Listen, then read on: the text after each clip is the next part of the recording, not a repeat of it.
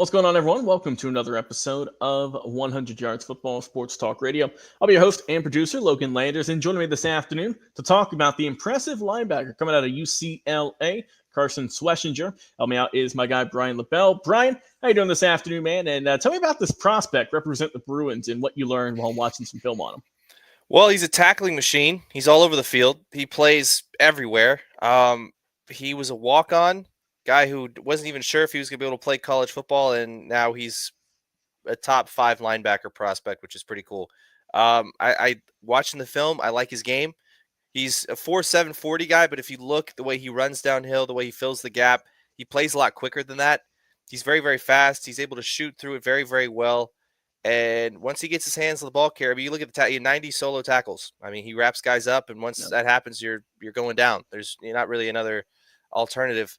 I mean, his vert is insane. He has like almost a 40-inch vertical, which is crazy. 6'2", 240. He's a big guy. Like, realistically, at the linebacker position, he's a very big dude. He moves very quickly. A lot of the breakdowns to him have him saying, hey, he could thrive in a 4-3 scheme as a will linebacker, as whatever else. I think you put him anywhere in the field, a linebacker, and he plays really well.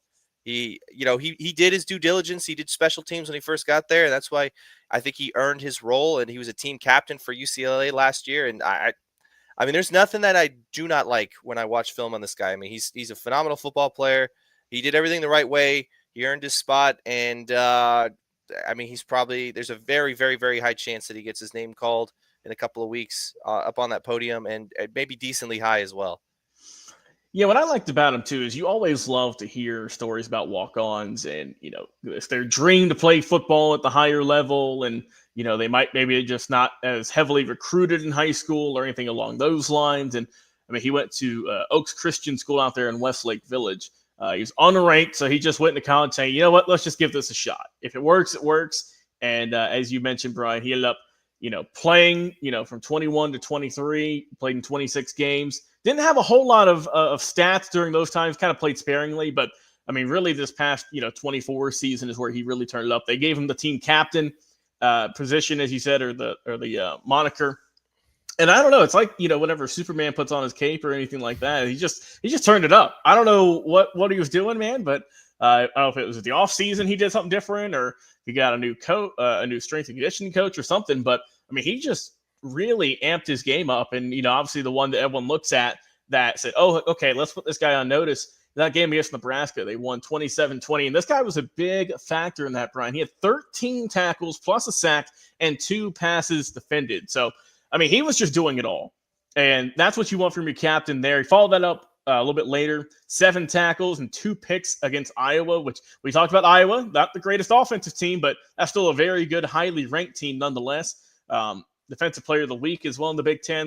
And like I said, he's also a semifinalist for the Butkus Award as well as the Burlsworth Award as well. Someone who can just jump out the gym with that 39.5-inch vertical. Like I said, the speed isn't blazing fast like we've seen before, but he's definitely a good athlete. You don't have to worry about him ever being out of shape or anything like that. He's just a good, solid athlete. He's not one of these, freaks of nature like that we see, like DK Metcalf and guys of those worlds, but he can play. He's not going to get gassed. He can just get it done on the field.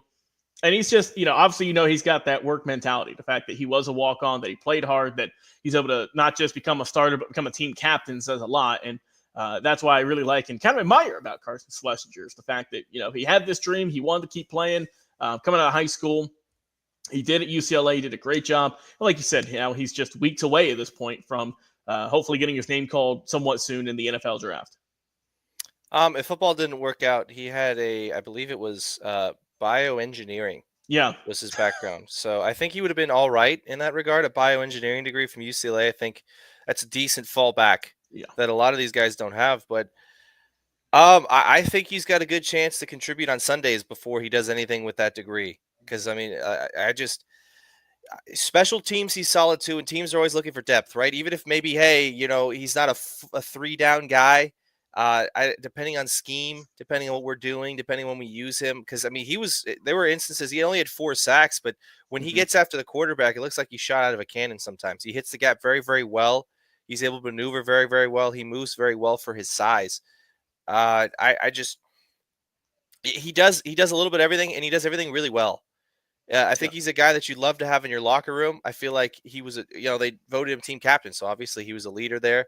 UCLA was the best team, but he was a very bright spot on that team. And I just, I don't see anything negative about the guy. There's not a lot that you can really look at. He had his chance. Now, obviously, he walks on, so you got to take your lumps. You got to earn your spot. We talked about that, but in the 1 year he played, I mean, he was phenomenal. He's Yeah. he's one of the best in the nation as far as tackles. Everything he did really, really well.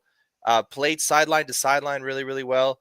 A lot of his one critique is maybe he doesn't have as much pop as he needs to, and maybe he needs to hit a little bit harder. But I mean, that you could teach that, right? Hey, maybe hit some guys a little bit harder. Okay, gotcha, coach. That's all it Yeah. No really takes problem. sometimes. But also, I like the way his game is now. There's not a lot I would really change, and if it's working, it's working.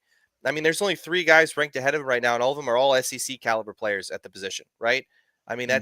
we're talking about like Shahad Campbell's ahead of him. Like, obviously, he's one of the best players in the country, not just at the linebacker position. Javon Walker is probably a top 10 pick, right? I don't see him sneaking out of the top 10. Demetrius Knight is a guy we talked about. He's a phenomenal talent out of South Carolina. And we're talking first round guys, right? Guys that I Hmm. would not be shocked if it's on Thursday night and they already have a team. And Carson is right behind those guys. Hmm. So, I mean, he's done a great job for himself. And I think day 2 is probably early day 2 is what I would think. Yeah, definitely has that capability, I think. I mean, if you just watch him on the film, he seems comfortable. He doesn't seem Yeah. like a guy who, doesn't have a whole lot of playing experience. He looks like, and as the linebacker, a lot of guys rally around you. And they say, all right, where do we need to go? What position do I need to be in? Like I said, he's a smart guy with his degree in bioengineering. So, he's not afraid to read the books and get in there and know all the plays and whatnot. And I think he's just a super solid prospect. I'm excited to see where he goes. I'm glad I got to learn about his journey and talk about him and just see how he performs and where he goes, most importantly, come the draft night. And now, Brian, it is April, as we know, but March Madness is still rolling on, my friend. It's still going. We're in the Final Four right now for the men. Bunch of number 1 seeds. I didn't think that was going to happen in my bracket, which is long gone and busted. But as you know, we're here with our guys at MyBookie and their bet and get campaign. It is still back. It's going to sweeten the deal for you. You can place a cash bet on any March Madness game. The few we have left, yes, you can still put your get in there, and you can get a surprise reward, whether it's going to be free bets or maybe even cash back or possibly some bonus chips. You never really know what's going to happen. And you can use our promo code MM50. Once again, MM50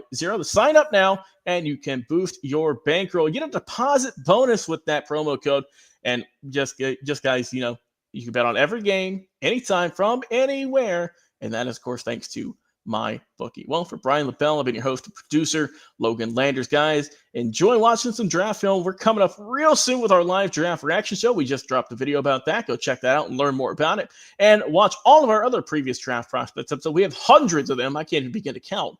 Once again, for Brian LeBel, I've been your host and producer, Logan